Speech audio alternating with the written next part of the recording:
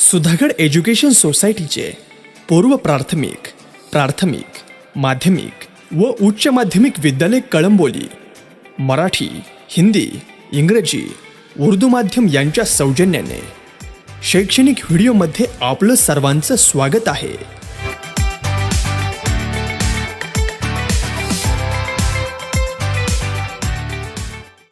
नमस्कार विद्यार्थी मित्रांनो, आज आपण 10वीच्या पाठ्यपुस्तकातील लेखन कौशल्य याच्यातील निबंध लेखन हा प्रकार पाहणार आहोत.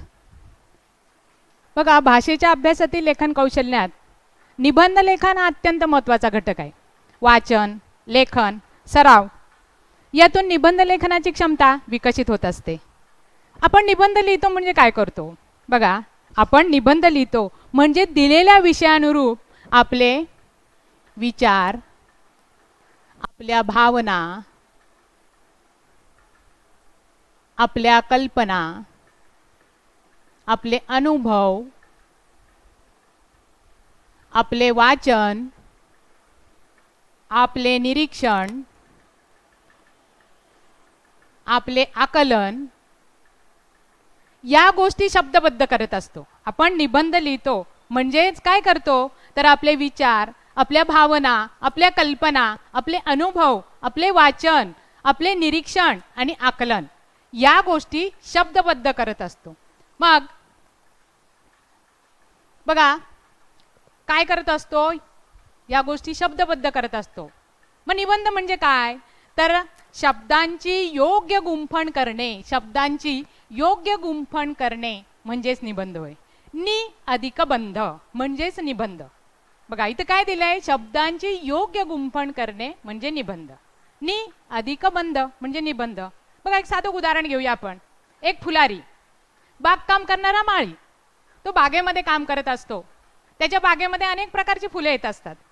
तो काय करतो? त्याच्या बागेतली जी फुलं आहेत ती सगळी एकत्र गोळा करतो.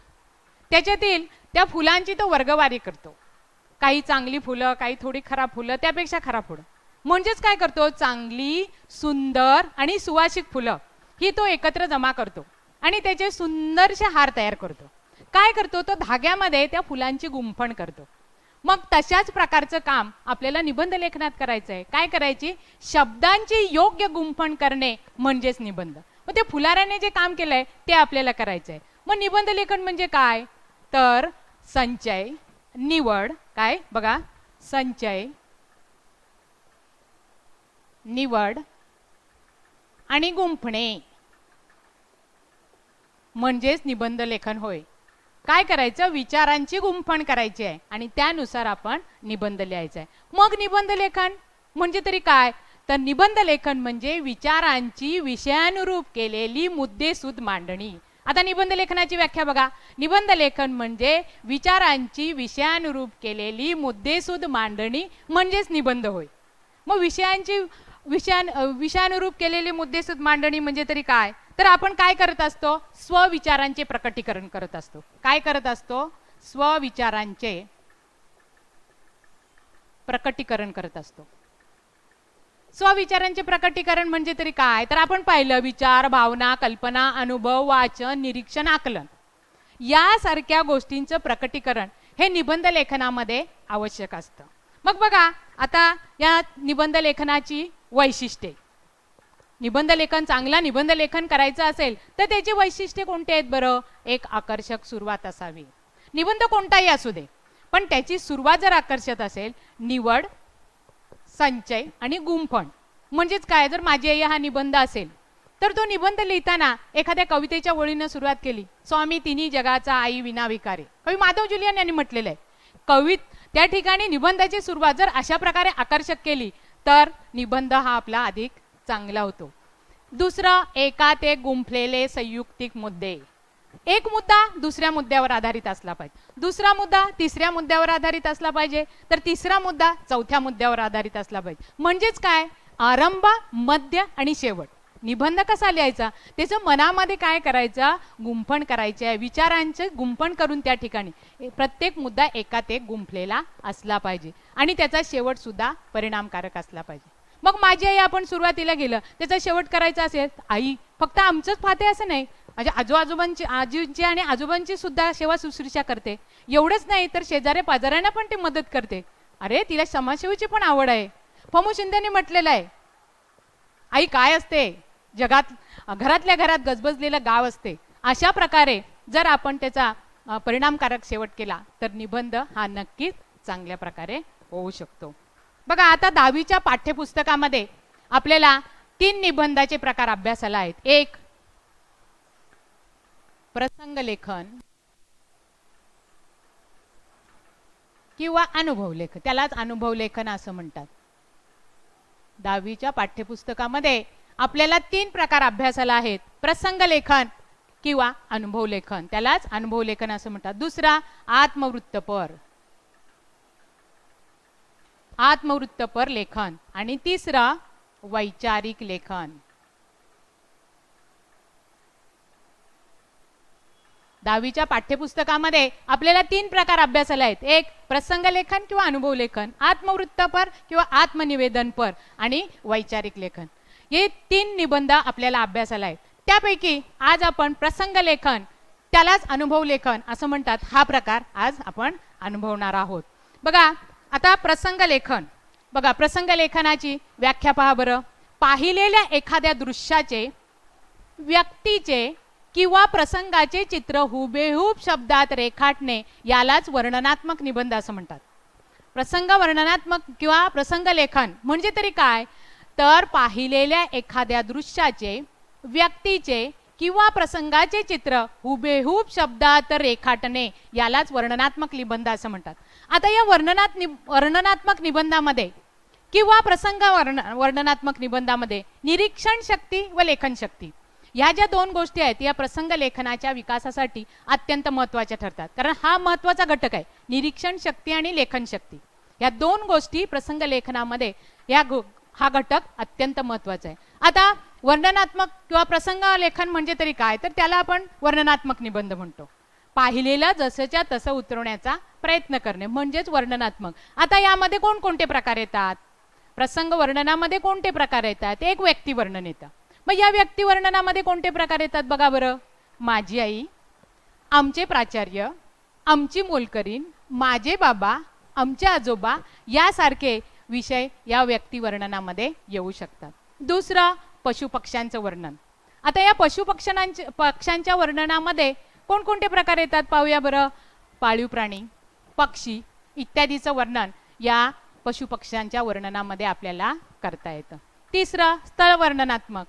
आता या स्थळ वर्णनात्मक निबंधामध्ये डोंगर माथ्यावरील गाव किंवा लेण्यांच्या प्रदेशात अशासारखे निबंध आपल्याला या ठिकाणी पाहता येतात. नंतर निसर्ग सौंदर्याचे वर्णन. आता निसर्ग सौंदर्याचे वर्णन यामध्ये नदीकाठची सायंकाळ किंवा मी अनुभवलेला पाऊस, सूर्योदयाची शोभा, एक रम्य पहाट अशासारखे निबंध आपल्याला निसर्ग वर्णनात्मक गोष्टीमध्ये पाहता येतील. त्यानंतर प्रसंग किंवा घटना. यामध्ये कोणते प्रकार येतात, तर मी पाहिलेला अपघात, पाऊले चालती पंढरीची वाट किंवा बस स्थानकावरील अर्धा तास, शाळेचा निरोप घेताना, एखादा गुणगौरवाचा कार्यक्रम असेल, एखाद्याला वक्तृत्व स्पर्धेमध्ये नंबर आला असेल तर तो गुणगौरव सोहळा, यासारखे सगळे प्रकार निबंध लेखन म्हणजेच प्रसंग लेखन किंवा अनुभव लेखन या प्रकारामध्ये मोडतात. कोणकोणते? व्यक्तिवर्णन, पशुपक्ष्यांचे वर्णन, स्थळ वर्णन, निसर्ग सौंदर्याचे वर्णन आणि प्रसंग घटना यांचे वर्णन. या सगळ्यांचा प्रसंग लेखनामध्ये समावेश केला जातो. बघा आता आपल्याला प्रसंग लेखन करायचंय. आता प्रसंग लेखन हा निबंध लिहायचा असेल तर काही मुद्दे लक्षात घेणं गरजेचं आहे. मग ते मुद्दे कोणकोणते आहेत पहिल्यांदा पाहूया बरं. प्रसंग लेखन करताना घटनांचा तार्किक विचार करावा. काय सांगितलंय तिथं? प्रसंग लेखन करताना घटनांचा तार्किक विचार करावा. आपल्याला छत्रपती शिवाजी महाराजांच्यावर निबंध लिहायचा आहे तर पहिल्यांदा छत्रपती शिवाजी महाराज त्याने अशा प्रकारचे शौर्य केलं, एवढे गड किल्ले घेतले असं करून चालणार आहे का? नाही. तर त्यांच्या बालपणापासून त्यांचं शिक्षण कसं घेतलं गेलं, त्यानंतर त्यांनी कशा प्रकारे गड किल्ले घ्यायला सुरुवात केली, त्यांनी शौर्य कसं गाजवलं, त्यांचा पराक्रमाचा इतिहास कसा आहे, मग अशा प्रकारे ते कसे छत्रपती शिवाजी महाराज झाले, या सगळ्या गोष्टींचा तार्किक विचार या निबंध लेखनामध्ये करणे म्हणजे घटनांचा तार्किक विचार त्या ठिकाणी केला जावा. दुसरं काय बघा, भाषा प्रभावी व चित्रदर्शी हुबेहूब वर्णन करणारी असावी. आता वर्णनात्मक निबंध म्हटला की अतिशय सोपा प्रकार, अनुभव लेखन जसंच्या तसं लिहायचंय. बघा, एखादा निसर्गाचं भीषण रूप किंवा मी पाहिलेला भीषण असा अपघात किंवा अपघात, हे जर दोन विषय असतील तर कधी कधी आपल्या मनामध्ये अरे बापरे, मी त्या ठिकाणी असतो तर काय झालं असतं. आपल्या मनातील भावना एकदम एकवटतात आणि मग एकरूप झाल्यानंतर त्या दुसऱ्यांना आपण विचार करायला लागतो.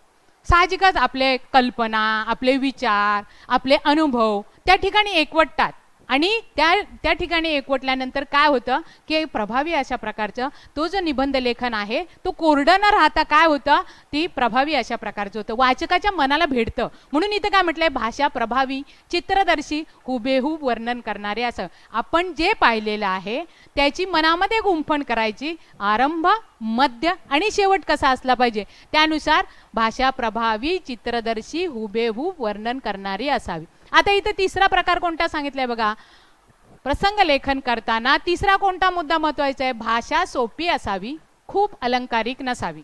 म्हणजे जे आपण पाहिलेलं आहे, जे आपण अनुभवलेलं आहे, आपल्याला जे लिहायचं आहे ते सोप्या भाषेत लिहिलेलं असावं. उगाच त्या ठिकाणी खूप अलंकारिकता नसावी. म्हणजे एखाद्या कवितेची ओळ घातली, 2-4 ओळी घातल्या, एखादा सुविचार टाकला, एखादं सुभाषित टाकलं, हे बरोबर नाही. त्या अनुषंगाने एखादी ओळ टाकली किंवा एखादा सुविचार, एखादा सुभाषित, ठीक आहे, पण सगळ्याच गोष्टींचा जर त्यामध्ये आपण अंतर्भाव करण्याचा प्रयत्न केला तर ते निबंध काय होईल, एवढं प्रभावी होणार नाही. आणि चौथं काय बघा, लेखन प्रसंगानुरूप संवेदनशील असावे. मग आपण जे लेखन करणार आहोत ते प्रसंगाला अनुसरून असावं. मग माझी आई असेल किंवा एखादी रम्य पहाट असेल किंवा अजून कोणताही निबंध असेल, आपल्याला जो आवडेल तो, किंवा पाहिलेल्या प्रसंगाचं वर्णन करायचं असेल तर लेखन हे कसं असलं पाहिजे, तर त्या प्रसंगानुरूप संवेदनशील असलं पाहिजे. तर आज आता आपण काय करूया, निबंध लेखनामध्ये 3 प्रकार आपल्याला अभ्यास आहेत. कोणकोणते, प्रसंग लेखन, आत्मवृत्तपर आणि वैचारिक. पण नमुना म्हणून आज आपण प्रसंग लेखन या विषयावर आधारित एक निबंधाचा प्रकार पाहूया. अकस्मात पडलेला पाऊस. बघा, अकस्मात पडलेला पाऊस. पूर्वी बघा निबंध लेखन वर्णनात्मक निबंध असायचं, निबंधाचं नाव दिलं जायचं आणि निबंधाचं नाव दिल्यानंतर आपल्याला त्या ठिकाणी लेखन करावं लागत होतं. मग विचारांची गुंफण करावी लागत होती, शब्दांची योग्य गुंफण करून त्या ठिकाणी निबंध लिहिला. पण आता किती सोपं प्रकार केलाय बघा, त्या ठिकाणी काय केलंय, मुद्दे दिलेले आहेत. हे जे मुद्दे आहेत या मुद्द्यावर आधारित आपल्याला निबंध लिहायचा आहे. मग अत्यंत सोपा असा प्रकार केलेला आहे. मग कोणकोणते मुद्दे दिलेले आहेत बघा, अकस्मात पडलेला पाऊस. पहिला मुद्दा कोणता आहे, पावसापूर्वीचं वातावरण. दुसरा कोणता दिलाय, तुमच्यावर झालेला परिणाम. तिसरा कोणता आहे, अविस्मरणीय अनुभव. चौथा कोणता आहे, पावसाचा, प्रत्यक्ष पावसाचा, निसर्गाचा घेतलेला अनुभव. या 4 मुद्द्यांवर आधारित आपल्याला अकस्मात पडलेला पाऊस या हा निबंध या ठिकाणी लिहायचा आहे. बघा, आता आपल्याला सुरुवात करायची आहे, पावसापूर्वीचे वातावरण. तर आपण साध्या सोप्या भाषेत ती सुरुवात केली पाहिजे. मग कशी, त्या दिवशी खूप उकडत होते, सकाळपासून अंगातून घामाच्या धारा वाहत होत्या. जसा दिवस वर जाऊ लागला तसा उकाड्याने जीव अगदी हैराण होऊ लागला. पंख्याखाली उभं राहून पाहिलं, कानाखालून मानेवरून घामाच्या धारा वाहत होत्या. जीवाची अगदी काहिली होत होती. बसून पाहिलं, उभं राहून पाहिलं, टीव्ही लावण्याचा प्रयत्न केला, पण मन अगदी कशातच रमत नव्हतं. अगदी जीव बेचैन झाले होते. बघा, आपण सुरुवातीला काय पाहिलं, पावसापूर्वीचं वातावरण पाहिलं की नाही, की अशा प्रकारे जर आपण सुरुवात केली तर तो निबंध कशा चांगल्या प्रकारे होऊ शकेल. आता दुसरा मुद्दा कोणता दिलाय, तुमच्यावर झालेला परिणाम. आता या ठिकाणी काय झालं, सुरुवातीला गरम करत होतं, उकडत होतं, आता तुमच्यावर त्याचा झालेला परिणाम. अचानक अंधारून आलं. बघा, अचानक अंधारून आलं, आकाशामध्ये काळे कुट्ट ढग जमा झाले, जोराचा सोसाट्याचा वारा सुटला, जमिनीवर केर कचरा होता, त्या केर कचऱ्याने आकाशामध्ये फेर धरला आणि क्षणात पावसाचा टप टप करीत वर्षाव सुरू झाला. सगळीकडे धुवाधार असा पाऊस पडू लागला. सगळं वातावरण पाऊसमय होऊन गेलं. घराशेजारून, रस्त्यावरून, डोंगरात, शेतात, दऱ्यातून पावसाच्या लोट सर्वत्र सुसाट धावू लागले. एखाद्या अवखळ मुलाप्रमाणे पाऊस अगदी हुंदडत होता. आम्ही सुद्धा त्याच्या अवखळपणात सामील झालो होतो. क्षणभर पाऊस आणि आम्ही एकत्रच नाचत होतो, मनसोक्त नाचत होतो. सहजच लहानपणीच्या ओळी आठवल्या. ये रे ये रे पावसा तुला देतो पैसा, पैसा झाला खोटा पाऊस आला मोठा. पण खरं सांगू का, पाऊस आणि आम्ही एकत्रच नाचत होतो. बघा, दोन मुद्दे झाले आपले, पावसापूर्वीचे वातावरण आणि तुमच्यावर झालेला परिणाम.